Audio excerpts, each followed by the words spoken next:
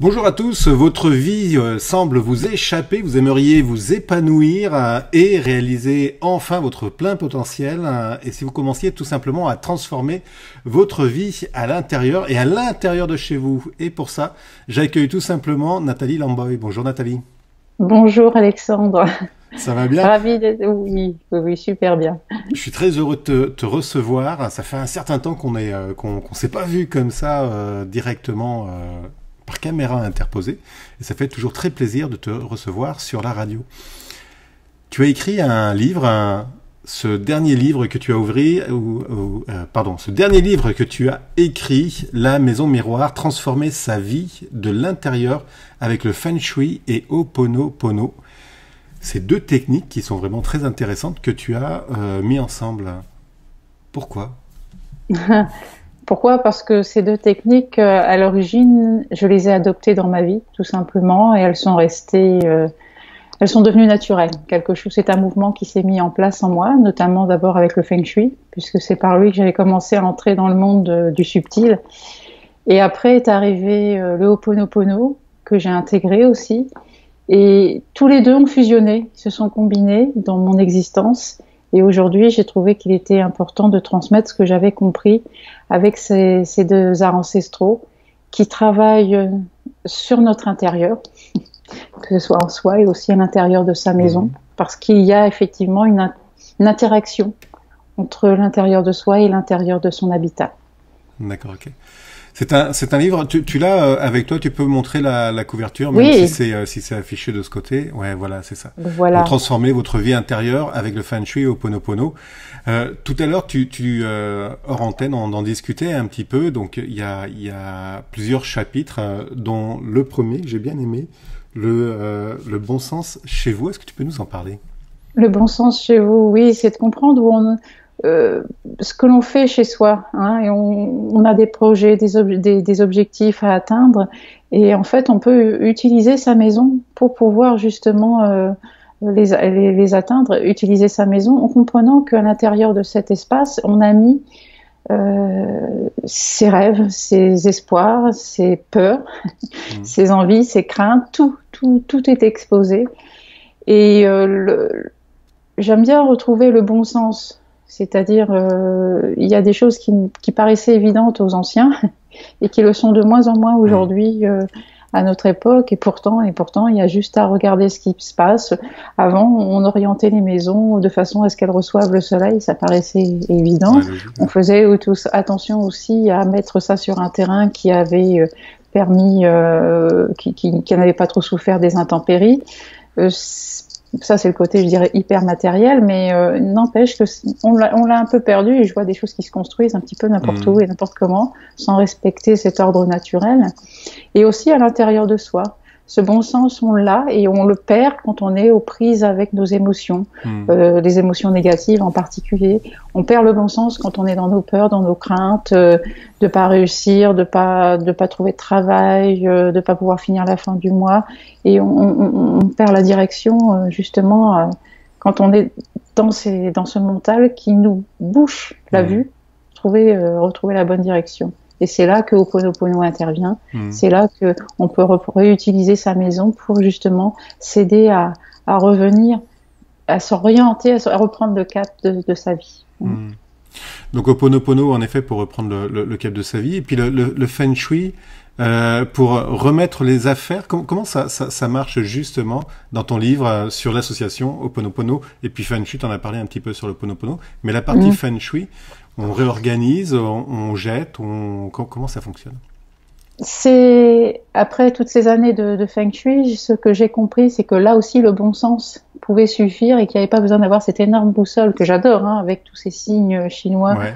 pour calculer l'orientation, l'emplacement, le meilleur endroit pour mettre ses affaires. C'est simplement de comprendre ce que l'on souhaite faire de sa vie d'abord, qu'est-ce Mm. qu'on a envie de mettre en place, et ensuite de regarder comment ça peut fonctionner dans son intérieur. Euh, on, euh, on va pas mettre n'importe quoi, n'importe où. C'est-à-dire, si un jour vous décidez, bah, je vais me mettre au sport. J'ai envie de reprendre, je sais pas, la marche à pied, faire de la marche nordique comme on appelle. Et eh bien, votre équipement, vous n'allez pas le mettre à l'autre bout de la maison ou au fond du sous-sol pour pouvoir y avoir accès. Vous allez le mettre plutôt dans un endroit qui vous sera accessible facilement et que vous verrez tous les jours et qui vous permettra justement d'utiliser et de prendre cette initiative, de prendre comment dire, la décision de tous les jours, de faire de la marche, etc., etc. Donc le feng shui, c'est de comprendre que la maison, elle est votre reflet, elle est le reflet de ce qui se passe aussi autour de nous. L'environnement a un impact sur la maison. Mais en général, on ne peut pas changer l'environnement. Hein. Même si vous avez une usine polluante à côté, ça marche pas. On va pas aller la démonter pendant la nuit ou dérouter les autoroutes, enfin bref, pour que ça passe plus loin. Par contre, ce que l'on peut faire, c'est changer à l'intérieur de façon à ce que l'énergie soit transformée, que ce soit plus agréable pour les habitants. Donc, au lieu de changer l'extérieur, on va changer ce qu'il y a dans sa maison. C'est ça le feng shui. C'est de comprendre justement qu'on peut utiliser cette énergie qui nous environne pour pouvoir la rendre bénéfique et en profiter et en faire profiter les habitants. Le fait de justement changer son organisation à l'intérieur, quand tu parles des objets de sport, de les mettre dans un endroit où on puisse, etc., ça me fait penser beaucoup à la permaculture, où justement c'est comme ça où on fait l'organisation par rapport à des zones. Le fait de réorganiser sa maison, tu parles d'énergie. Cette énergie te transforme intérieurement, j'imagine? Là, je parle de l'énergie que les Chinois la nomment le qi. Le qi que l'on travaille lorsqu'on fait du tai chi chuan, du qigong, cette énergie donc baigne l'univers, baigne notre planète et par voie de conséquence les pays, les maisons.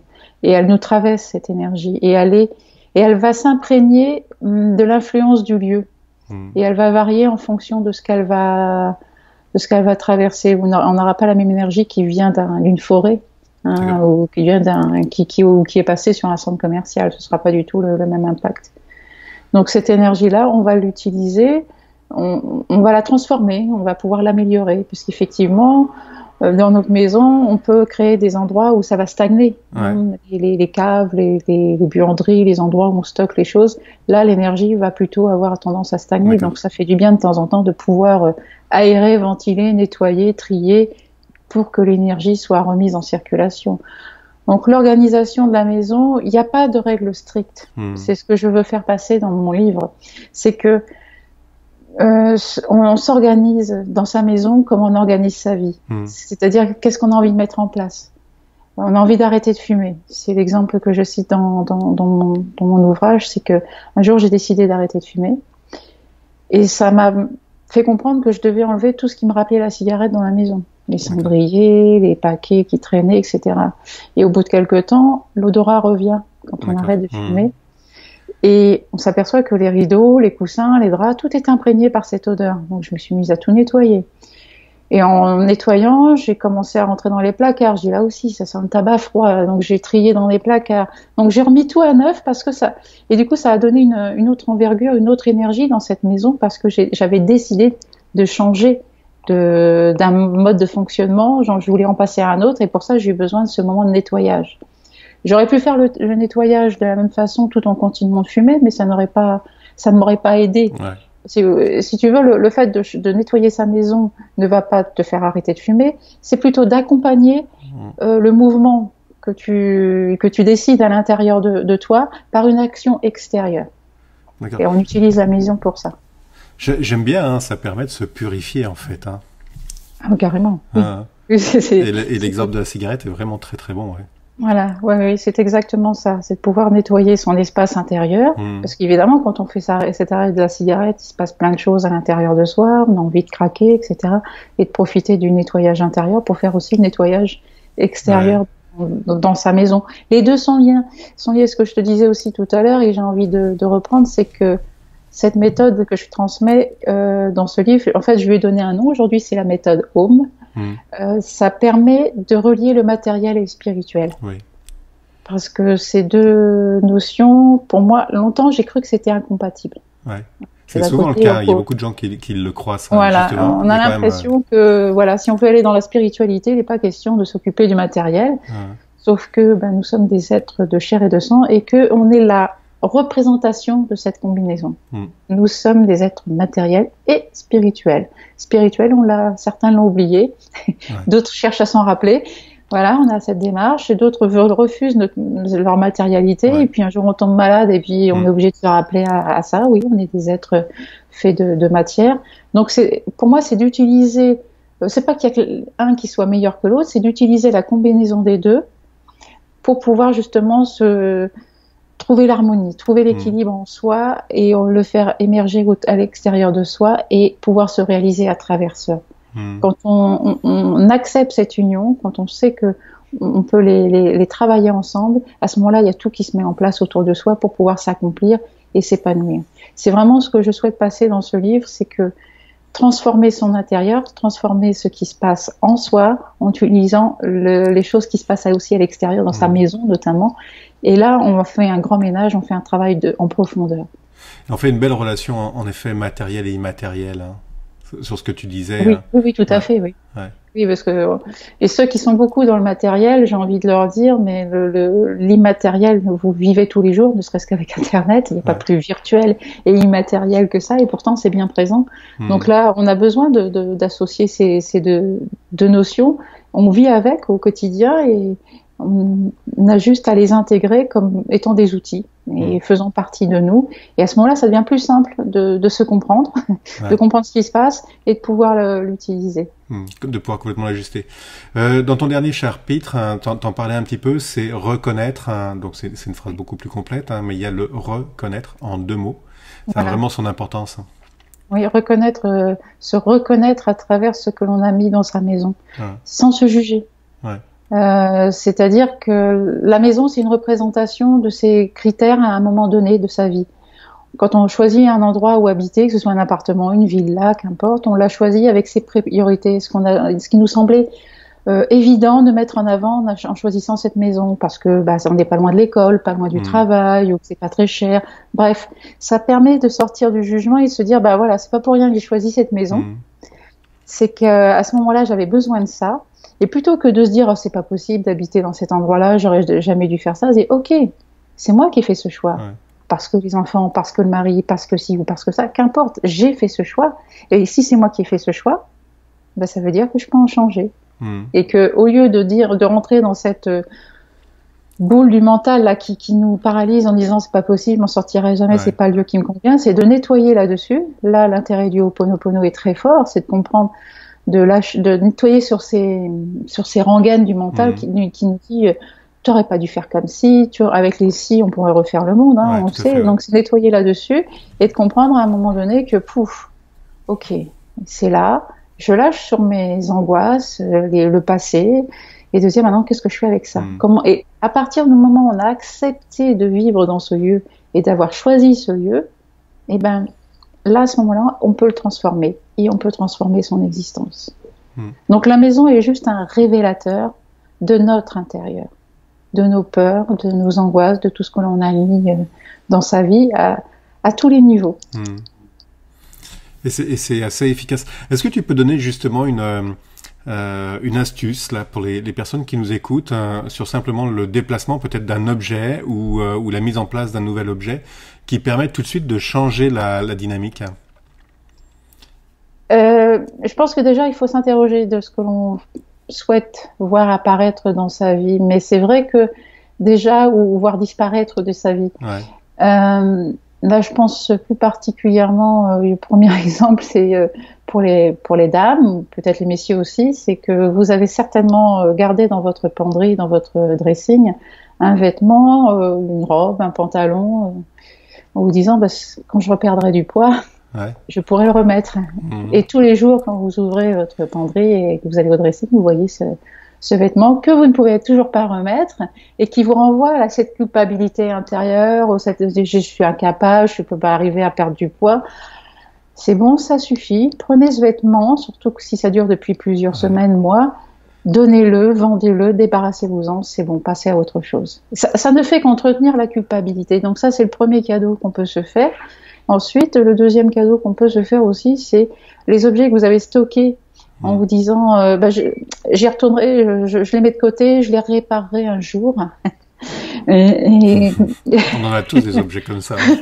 Voilà, un jour j'aurai du temps, je pourrais m'en occuper, je pourrais. Alors on en a 1, 2, 3, 4, et à chaque fois qu'on passe devant, on se dit oh là là, c'est pas possible, j'ai pas le temps de réparer ça. Comment je Voilà, c'est pareil, ça nous renvoie à notre incapacité à faire ces choses-là. Donc par pitié, débarrassez-vous de ces objets. Pareil, donnez-les à quelqu'un qui est capable de les réparer, ou donnez-les tout court, jetez-les, qu'importe. Et il faut vraiment se faire de l'espace, parce que ça, c'est au quotidien que l'on s'impacte de ces images négatives, et ça nous met dans des situations intérieures, vraiment à l'intérieur, où le mental est là en train de nous dire mais je suis incapable, je n'y arriverai pas, j'ai pas le temps de tout faire. D'ailleurs, c'est de la faute des autres, c'est de la faute de travail, c'est de la faute de mes enfants, ils me prennent trop de temps, de mon mari, de ma femme, qu'importe. On est toujours en train de ressasser ça. Donc ces éléments-là, de les enlever de son regard, c'est une aide pour pouvoir se dégager de ce poids.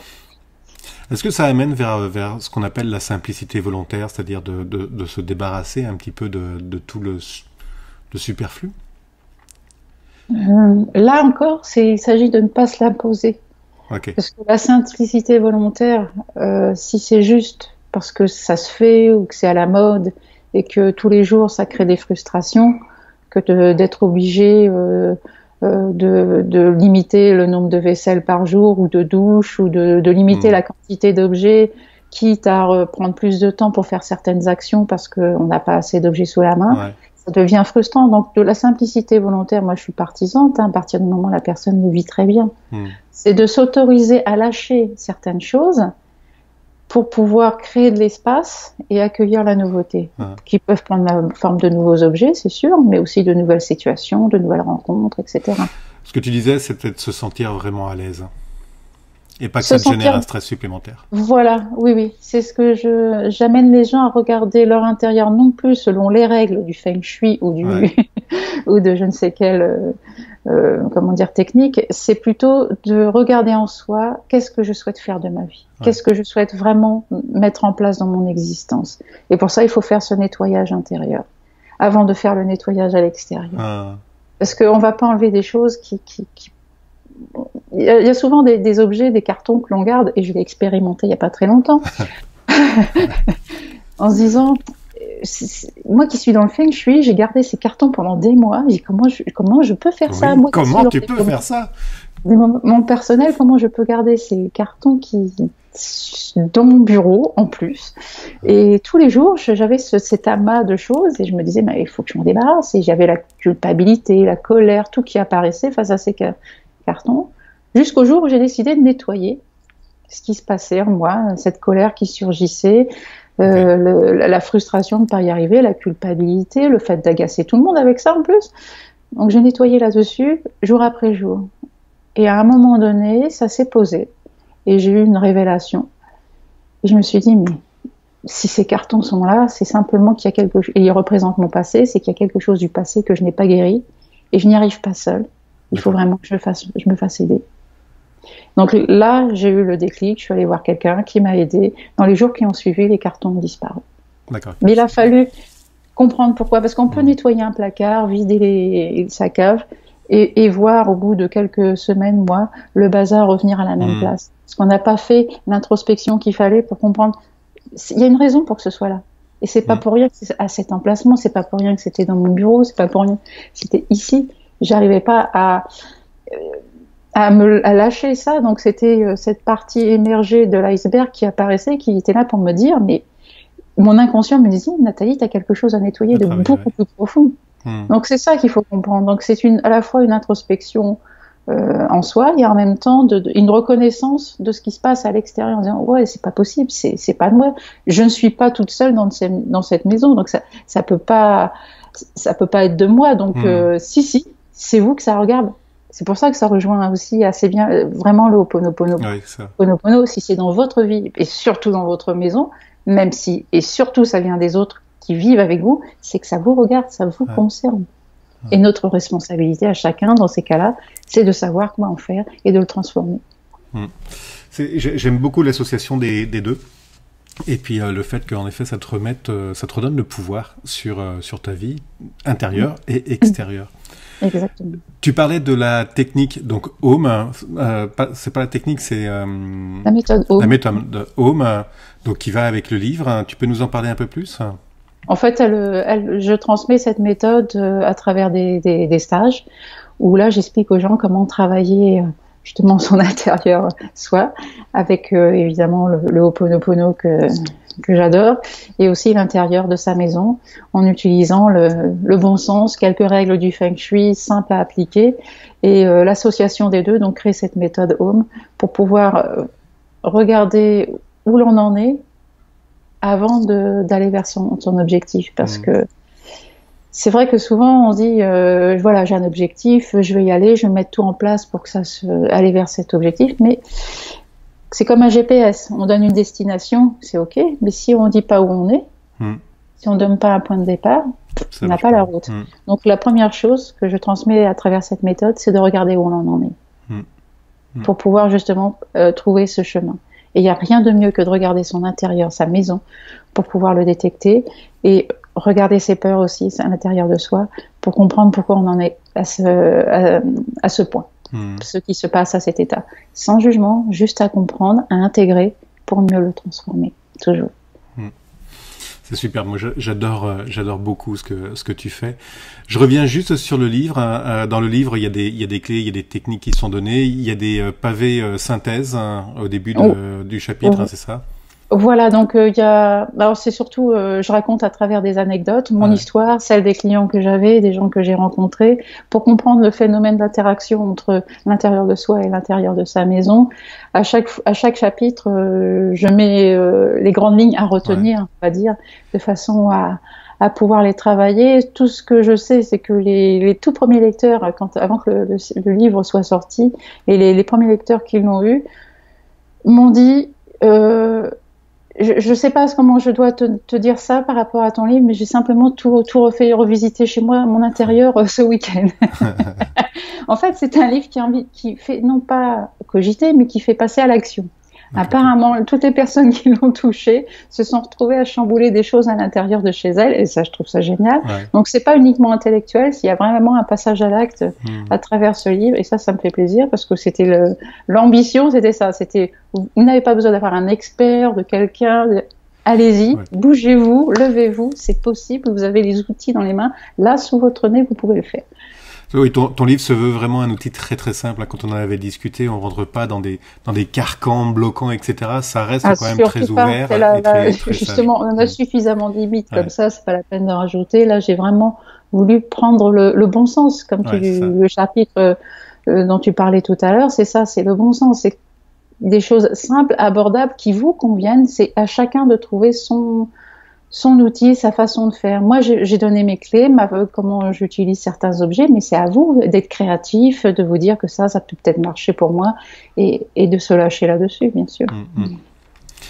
Nathalie, les prochaines activités que tu vas avoir autour fin octobre, début novembre, tu parles de la méthode, il va y avoir des stages, il va y avoir des choses comme ça. C'est quoi tes actualités d'ici la fin d'année? D'ici la fin d'année, je donne des ateliers, des stages, et des conférences. Je suis en Nouvelle-Calédonie, donc en octobre, où je vais donner ateliers et conférences. En France, je le fais à Paris, et aussi à Saint-Rémy-de-Provence, donc dans la région sud de la France. Et ça continue l'année prochaine. J'invite les personnes qui souhaitent avoir un stage de la méthode Home à me contacter dans leur région, à me contacter sur le site vivrehoponopono.com, afin que on organise ça ensemble, parce que maintenant j'ai décidé, et ça fonctionne plutôt bien, de me mettre à la disposition des personnes qui disent voilà, j'aimerais bien que vous veniez chez moi. Je dis ok, à ce moment-là, si vous voulez que je vienne chez vous, faites venir des gens, et à ce moment-là, je me déplace et je viens vous voir, et ce sera volontiers que je donnerai une conférence, un atelier, et je pourrai transmettre la méthode Home. Voilà, donc aujourd'hui, il y a des dates de placés où il y a déjà pas mal de personnes qui se sont inscrites, mais vous pouvez encore vous joindre à nous pour Nouméa, Saint-Rémy-de-Provence et Paris. N'hésitez pas à regarder sur le site vivrehoponopono.com, et ensuite, il y a d'autres ateliers qui vont se mettre en place dans les régions où les gens souhaiteront me voir apparaître, et ce sera avec plaisir que je me déplacerai. Je trouve que c'est une très très belle approche, hein, le fait de Oui, proposer en fait de te déplacer comme ça, oui, oui, oui. où les gens vont regrouper du monde de leur entourage. Ça doit donner en plus de ça une très très belle énergie. Oui, à chaque fois, oui, parce que ce sont des gens qui se connaissent, donc c'est Ouais, assez sympa, ça fait assez familial. Et en plus, tout le monde ne peut pas se déplacer, soit parce ouais. qu'on n'a pas les moyens ou physiquement ça peut être compliqué. Donc voilà, je vais à la rencontre des personnes. Et il y a des groupes qui se créent, ils sont très sympas. Il y a des belles amitiés après qui se mettent en place et c'est très agréable. Ouais, c'est ça, ça doit être, je trouve ça vraiment très intéressant, ça doit être une énergie complètement différente. J'adore ça. Oui, tout à fait. Nathalie, donc, est-ce que tu peux répéter ton site, hein, sur lequel on peut te retrouver? De toute façon, ça s'affiche juste en bas de l'écran. Donc C'est- c'est vivrehoponopono.com où là il y a toutes les informations sur mes livres, les stages, les ateliers, là je me déplace, plein d'articles pour découvrir la méthode Home et aussi le Ho'oponopono et le Feng Shui qui sont disponibles gratuitement et voilà c'est ma façon de partager, je donne un maximum sur les livres, sur mon site, dans les interviews, Ouais, c'est toujours un plaisir d'ailleurs. voilà. Et d'ailleurs, tu n'étais pas encore au courant, mais il y aura un de tes articles qui apparaîtra dans le prochain magazine Ah de oui, 1000 tiens. unités de vie. Oui, tu n'étais pas au courant, tu vois, ça vient de popper à l'instant. Donc voilà, je vous le dis, il y aura un article de Nathalie dans le prochain magazine. Ah, j'adore quand c'est impromptu comme ça. C'est tout à fait naturel. Nathalie, merci beaucoup. Merci à toi Alexandre. C'est toujours un réel plaisir de Bon, t'avoir. je suis Et puis ravie. j'espère qu'on va se retrouver une prochaine